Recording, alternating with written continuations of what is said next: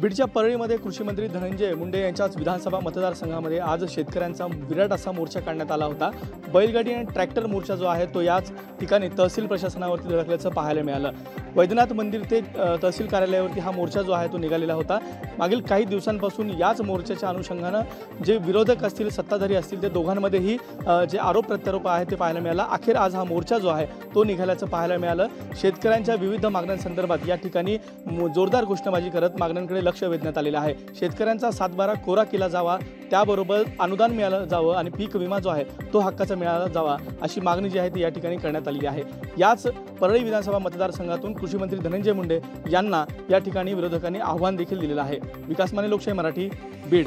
धनगर समाजाच्या एसटी आरक्षणाची मागणीची अंमलबजावणी जी आहे ते राज्य सरकारने करावी, या मागणीसाठी राज्यभर धनगर बांधव जो आहे तो रस्त्यावरती उतरलेला आहे। सोलापुरातील विविध 7 ठिकाणी जे आहे ते धनगर बांधवांनी रस्ता रोको केलेला आहे।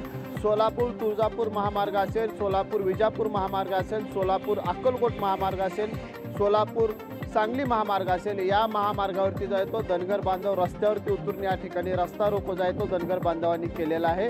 तर सोलापूर तुळजापूर महामार्गावरील धनगर बांधवांना आंदोलन करत असताना त्या ठिकाणी पोलिसांनी त्यांना ताब्यात देखील घेतलेला आहे। धनगर बांधव आज जो आहे तो आरक्षणाच्या मागणीवरती रस्त्यावरती उतरलेला आहे। यापुढे देखील जो आहे तो तीव्र आंदोलन करू असा इशारा देखील जो आहे तो धनगर बांधवांनी यावेळी दिलेला आहे।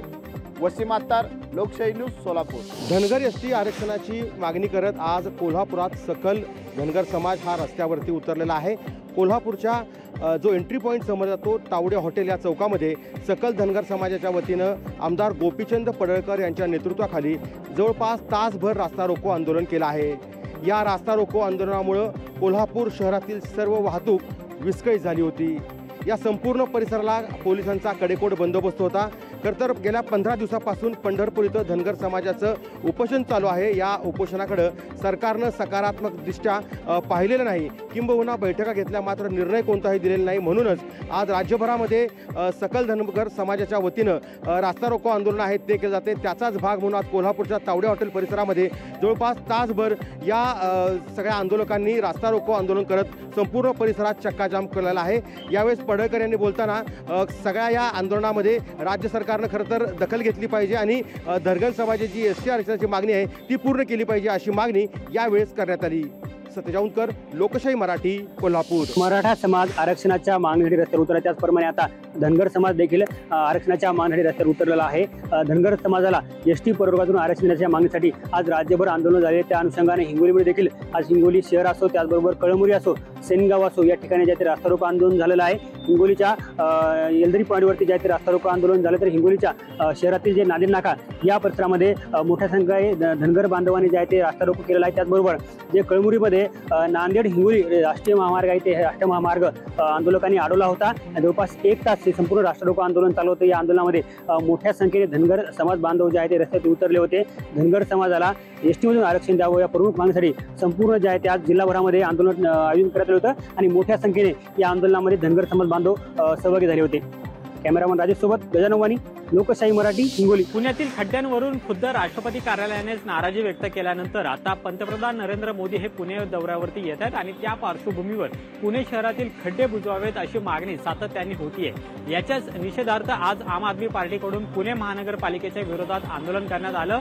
पतविभागाचे प्रमुख असलेले अनिरुद्ध पावसकर यांच्या कार्यालयात जाऊन आज आम आदमी पार्टीच्या कार्यकर्त्यांनी जोरदार घोषणाबाजी केली। अनिरुद्ध पावसकर हे कार्यालयात उपलब्ध नसल्यामुळे चक्क त्यांच्या खुर्चीलाच हार घालून आम आदमी पार्टीच्या कार्यकर्त्यांनी जोरदार घोषणाबाजी सुद्धा केलेली आहे। राष्ट्रपती असतील, त्याचबरोबर पंतप्रधान नरेंद्र मोदी असतील, हे शहरात येत असताना सुद्धा रस्त्यांवरील खड्डे आहेत ते बुजवले जात नाही आणि त्यामुळे महानगरपालिकेचा निषेध आहे तो या ठिकाणी आम आदमी पार्टीकडून करण्यात आलेला आहे आणि लवकरात लवकर रस्त्यांची डागडुजी करत खड्डे बुजवावेत अशी सुद्धा मागणी करण्यात आलेली आहे। कॅमेरामन योगेश केळापुरेसह अमोल धर्माधिकारी, लोकशाही मराठी। यवतमाळच्या मेमन कॉलनी या ठिकाणी उर्दू शाळा असल्याने या ठिकाणी अनेक विद्यार्थी या ठिकाणी शाळा शिकत असतात। मात्र या ठिकाणी विद्यार्थ्यांच्या समस्या निघताना दिसत नाही। अनेक समस्या या शाळेमध्ये आहे, त्या शासन दरबारी मांडल्या, मात्र त्या ठिकाणी प्रशासन कुठेही लक्ष देत नसल्याची ओरड या ठिकाणी विद्यार्थ्याच्या वतीने करण्यात आलेली आहे। एकंदरीत थेट आज विद्यार्थ्यांनी आपल्या मागण्यासाठी अर्धनग्न आंदोलन जिल्हा परिषद शिवो यांच्या कार्यालयात केल्या। जोपर्यंत आमच्या मागण्या पूर्ण होत नाही तोपर्यंत हे आंदोलन असंच चालू राहील अशा सुद्धा यावेळी विद्यार्थ्याच्या वतीने सांगण्यात आलेलं आहे। खरंच येणाऱ्या दिवसामध्ये विद्यार्थ्याच्या समस्या दूर होतील का, शाळेत सुखसुविधा मिळतील का, असा सवाल सुद्धा यावेळी उपस्थित केला जात आहे। संजय राठोड, लोकशाही मराठी, यवतमाळ।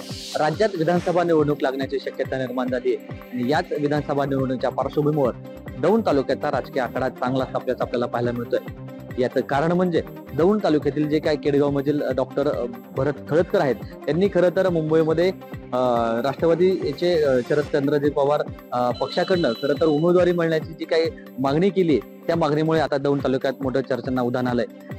मागील काही दिवसांपूर्वी डॉक्टर भरत खळदकर यांनी खासदार सुप्रिया सुळे असतील, पक्षाचे अध्यक्ष शरदचंद्रजी पवार असतील यांची भेट घेत खरं तर दौंड विधानसभेची त्यांनी मागणी केली।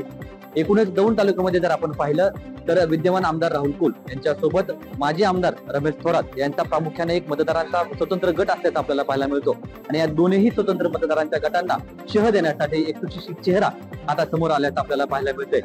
एकूणच एकंदरीत आता या दौंड विधानसभेमधून तुतारीचा उमेदवार नेमका कोण असेल हे पाहणं गरजेचं आहे, कारण येथील जे काही तुतारी मधून जे काही उमेदवारांची संख्या हे दिवसेंदिवस वाढताना पाहायला मिळते। एकूण जवळपास 5 ते 6 उमेदवार खरं तर या ठिकाणी आपल्याला पाहायला मिळतात। एकंदरीत यावरती पक्षाचे जे पुण्याचे जे काही अध्यक्ष आहेत यांनी सर्वांनी एकत्रित काम करण्याचं आव्हान जरी केलं असलं तरी येत्या काळात आता उमेदवार कोण असेल हे पाहणं गरजेचं आहे।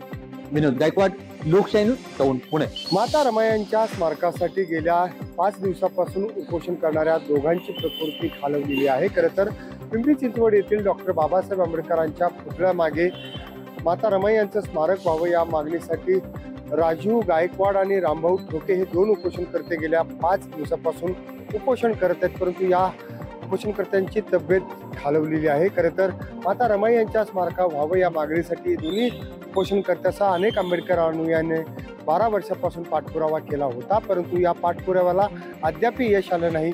या सगळ्यामुळेच हे दोन्ही उपोषणकर्ते सध्या उपोषण करताना दिसत आहेत आणि खरं तर या दोन्ही उपोषणकर्त्यांची मागणी तात्काळ लक्षात घेऊन प्रशासनानं माता रमाई आंबेडकरांचं स्मारक लवकरात लवकर बनवावं अशी मागणी या उपोषणकर्त्यांनी केलेली आहे। लोकशाही न्यूज, चंद्रशेखर भांगे, पुणे। लोकशाही मराठी, ऐका, पहा, जागरूक रहा।